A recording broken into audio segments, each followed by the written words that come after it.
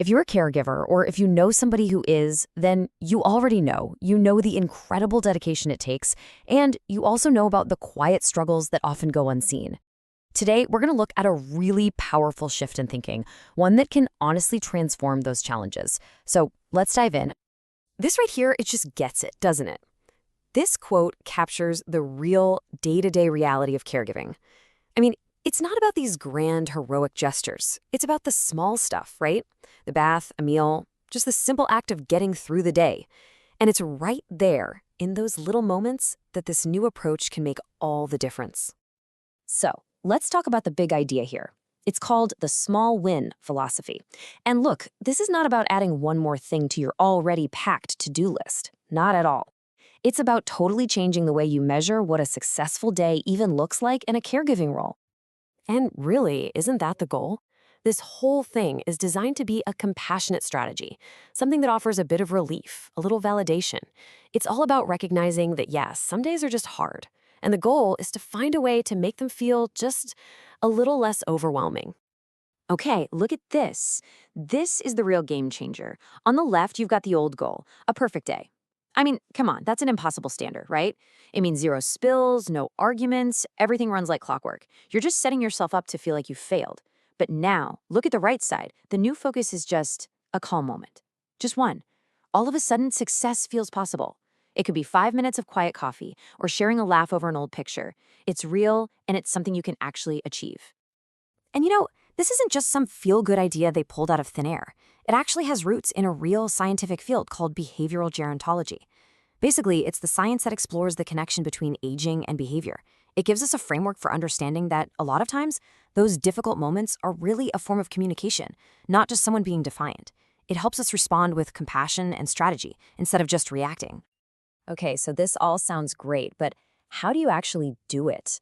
Well, this whole approach is built on 3 really clear foundational pillars of support. These are the actionable steps that help turn that idea of a small win into something you can do every day. So check this out. You can see how they build on each other. First up, a supportive routine.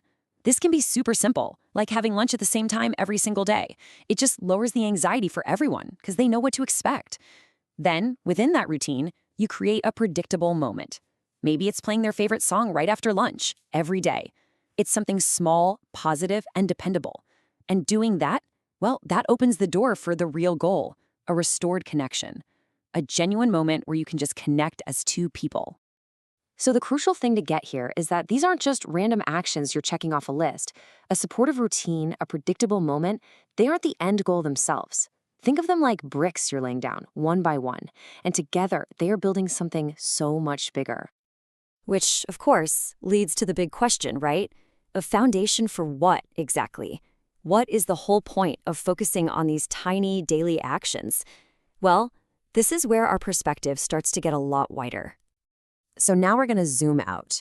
We're moving from one person's daily experience to the huge societal impact that an approach like this can actually have. This is about so much more than just getting through the day. It's about helping to shape an entirely new view on aging itself. And this quote, wow, it just nails the big picture, doesn't it? It connects the incredibly personal, often lonely work of a caregiver to this powerful collective movement. It makes the case that every single act of compassionate care is adding up to a massive cultural shift. That's really the heart of it. Those small wins we talked about, that one calm moment, that one supportive routine, they aren't just helping you survive the day. They are actively helping to rewrite the entire story around aging. We're moving it from a narrative of decline to one of connection and dignity. And that brings us full circle. You see? We started with those individual, sometimes overwhelming tasks of caregiving, and we've walked all the way to this incredible, hopeful place. And it all comes back to that one central theme: restoring the connection. So let's just trace that journey one more time.